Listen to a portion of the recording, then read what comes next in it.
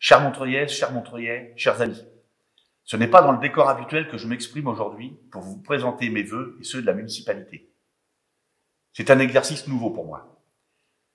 La situation que nous vivons depuis maintenant plus de 9 mois est non seulement inédite, elle est aussi perturbante, voire dramatique pour certains d'entre nous. Ce début d'année 2021 va nous permettre d'exprimer nos espoirs pour l'avenir.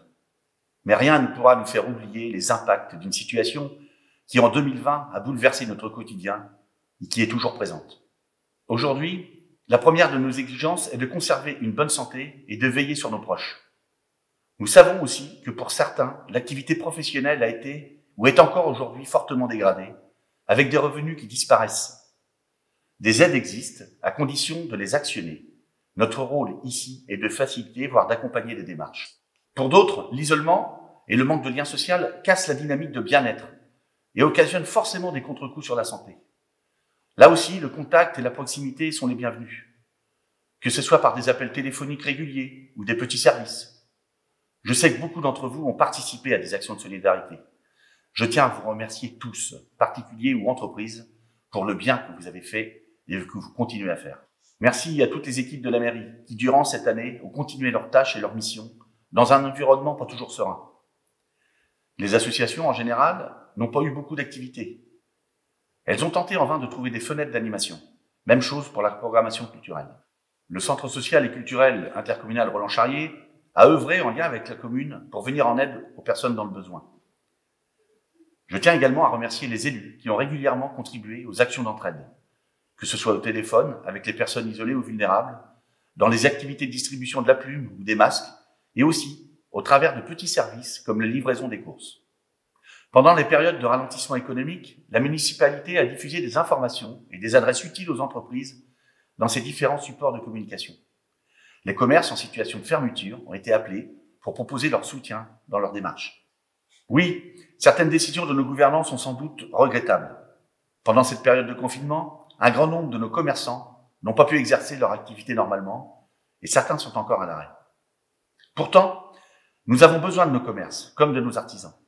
Depuis déjà longtemps, nous nous battons de façon incessante pour conserver ces services de proximité. Il est temps de prouver notre intérêt pour les protéger.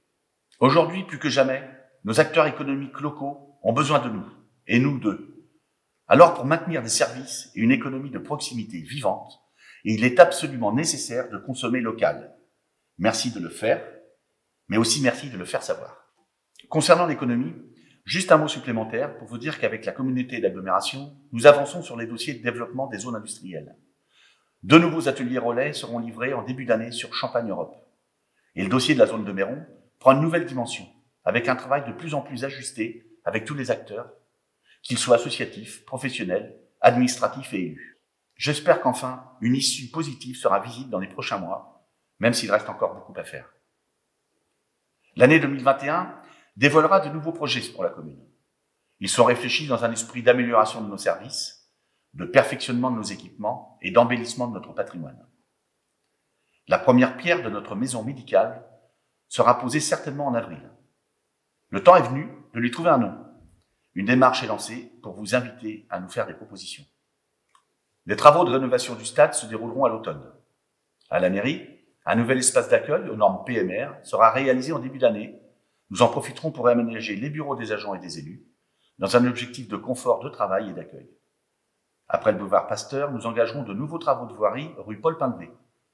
Les réseaux aériens seront enfouis en entrée de ville dans le secteur de la Porte Saint-Jean. Notre EHPAD est en cours d'étude architecturale pour une construction qui débutera fin d'année ou tout début 2022. La sécurité des citoyens et des biens nous a amenés à mettre en place un équipement de vidéoprotection. Il est désormais en fonction avec 19 caméras installées dans une première tranche. Ces différents travaux seront au centre de notre attention. Mais un autre espoir nous anime également. Nous avons tous hâte de reprendre ce qui fait la richesse de notre cité. Je veux parler du retour de nos animations, qui à chaque fois regroupent un nombreux public, toujours heureux de se retrouver dans un esprit convivial. Le sport, la culture, les rencontres citoyennes nous manquent. J'espère vivement que nous pourrons rapidement vous proposer un calendrier avec le programme de l'ensemble des événements de l'année. 2021, nous y sommes. Et franchement, nous avons une grande envie de passer à autre chose. Envie de quitter 2020, qui restera pourtant dans les annales pour des raisons qui deviendront historiques, vu la rudesse des événements vécus. Je n'oublierai pas, et personne ne doit oublier, qu'au-delà de cette pandémie Covid-19, nous avons encore cette année essuyé l'horreur des attentats fanatiques. Il me paraît important, à cet instant, d'avoir une pensée pour toutes les victimes de ces bourreaux déshumanisés, et notamment Samuel Paty.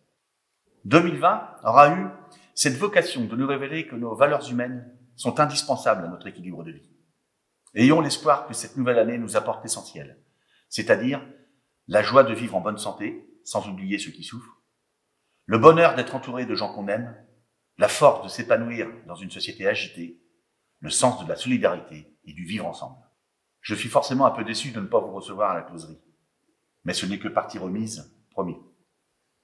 Alors permettez-moi, au nom du conseil municipal, de vous souhaiter une très belle année 2021. Meilleurs vœux à toutes et à tous.